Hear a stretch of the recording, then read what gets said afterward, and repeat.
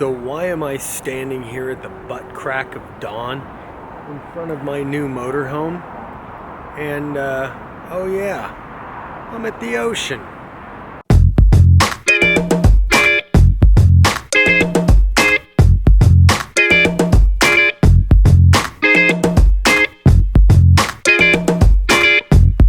I'm out here at the Pacific Ocean, and first time in the brand new motorhome.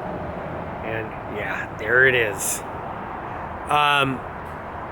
The biggest thing is, before I started working on the ham radio side, I had to start working on the living side. And the living side meant there was a few upgrades that we wanted to do, that we needed to do, and some repairs, because it is a used coach. So we're going to talk about some of that stuff, and we're going to start talking about how I wanted to operate and where to start putting things.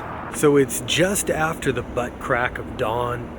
The YL's inside sleeping, and I'm out here enjoying the sunrise.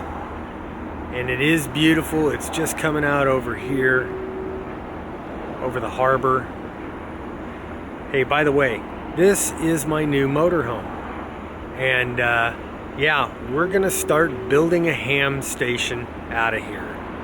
I've kind of cobbled together a few things and got my KX3 up and running inside, but as expected, there's a few unforeseen issues. You want to see what it is? Let's go inside. A few of the things that we actually wanted to do to the bus right away to make it very livable was swap out the old style Sony Trinitron TVs. Now, some of you guys don't watch any TV and you don't care, but my wife and I, we like to. So we put in some new flat screen TVs and set those into the original boxes. We've also upgraded to like Roku players, kind of Blu-ray players, so we could watch movies when we have nothing else to watch. And it just so happens that this is one of those times. My on-air antenna, I couldn't pull anything in, and even I can't get the TV to tune in whatever cable program is on there. And we've got that hooked up, but it ain't working. So we were watching movies and streaming off the phone.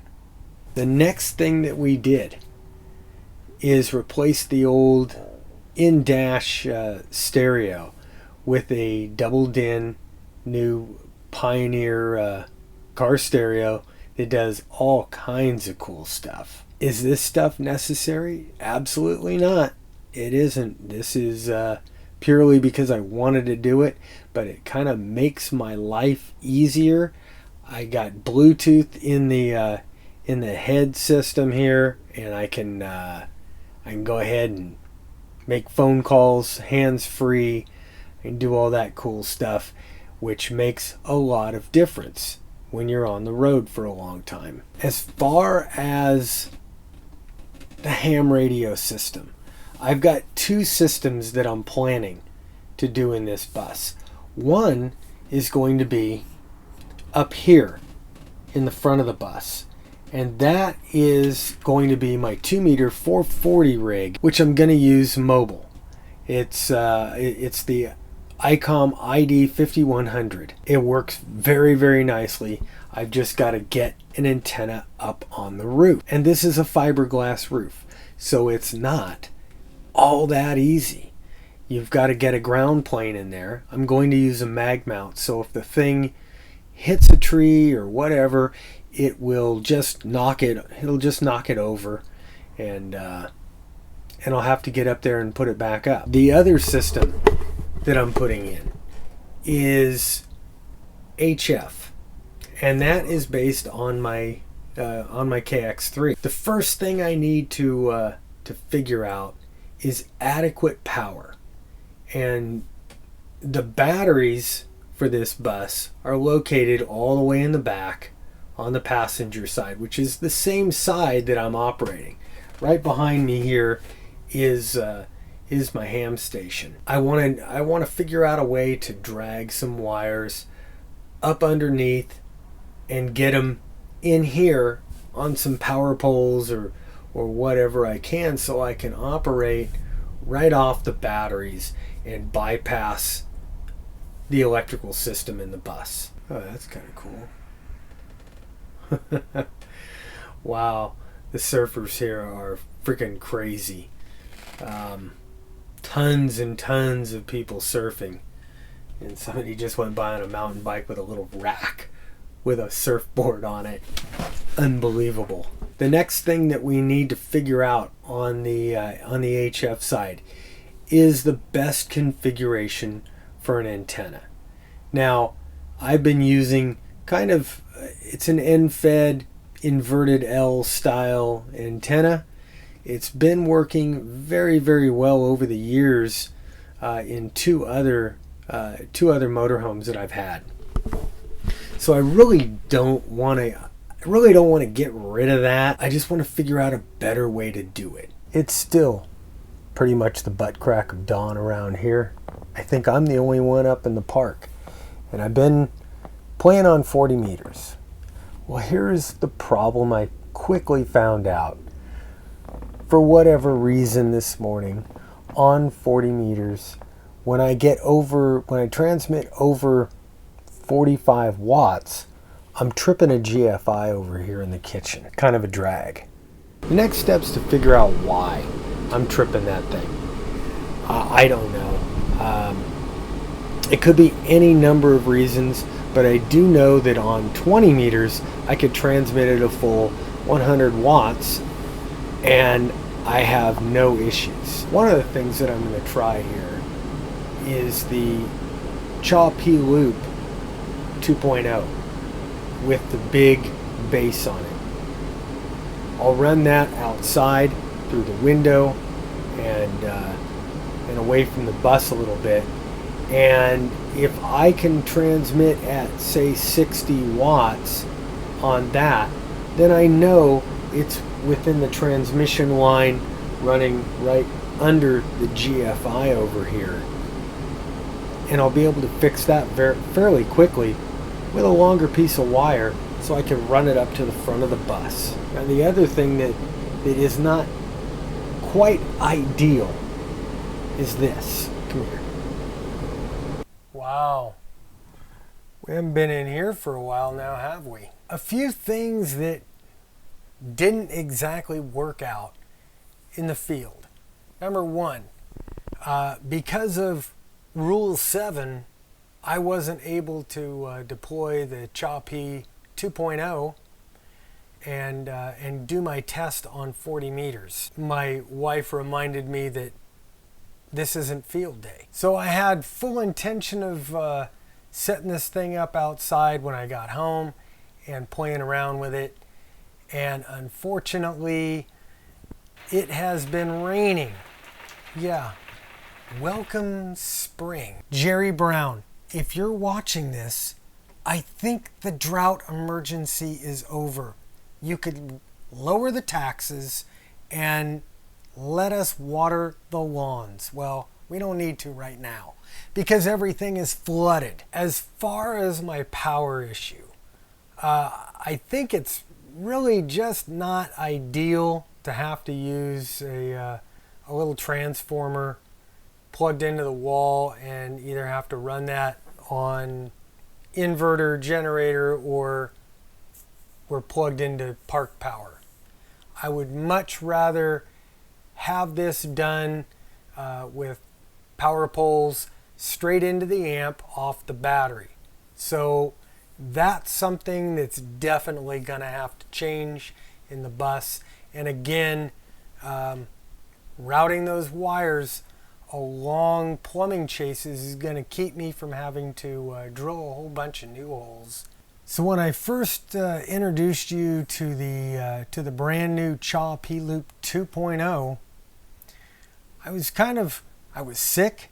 I was in the tropics, and like always, I made a few little boo-boos when I told you about it. So I want to set the record straight on exactly what this little machine is capable of doing. I told you that the mount was a bayonet mount. Well, Carl from Chameleon corrected me and mentioned that it is actually a Picatinny rail. It's the same thing that you're going to find on the standard AR-15 to attach lights and all kinds of other cool accessories, but it does go on very, very easily, and it's a real stable mount. It doesn't do 65 watts. It's capable of up to 60 watts on sideband and 30 watts on CW. The big radiator, the big flexible radiator, and the bigger coupling radiator that you can get for the CHA-P-Loop 2.0 is made for more better communications at 40 meters. It's optimized for 40 meters, but it'll do 40 through 15. Now the smaller loop will do 40 through 10. The larger coupling loop is almost 1.5 inches bigger than the standard, and the larger flexible radiator is over 10 inches bigger than the standard. Now, with the bigger loop and more stable communications at 40 meters, I never read the instructions on anything. I just dive in. Carl said, hey, you could give it a try on 80 meters, so I kind of intend to. It's been raining damn near every day this week, so I don't really care to take my KX3 outside and play with it in the rain. So I haven't tried it. Plus, well, in case you haven't heard, the bands are pretty well dead this week. There's almost no solar activity going on. We are pretty much at the bottom of the solar cycle, so it'll start picking up from here, I hope. So if you've got a great idea, a new product, something cool you want to see on K6UDA Radio, email me and let me know, or put them in the comments down there. And if you're a big motorhome guy and you've got some ideas for me, for my coach, I would love to have your ideas on how to set my coach up. Okay guys, if you like this video, give me the thumbs up. And if you haven't hit that subscribe button yet, do it now. I think I'm going to give something away again here. Let's see, we're just a little over 6,000 subscribers right now, and I kind of feel the need to give something away. So hey, I think I'm going to give away a mag loop at 7,500. Guys, please consider chipping in $1, $2, $5 a show. Whatever you can afford would be awesome. Helps keep everything going. All right, guys, that's it for me this time. Had fun. What can I say? As always, you guys are brothers. Hey, 7-3.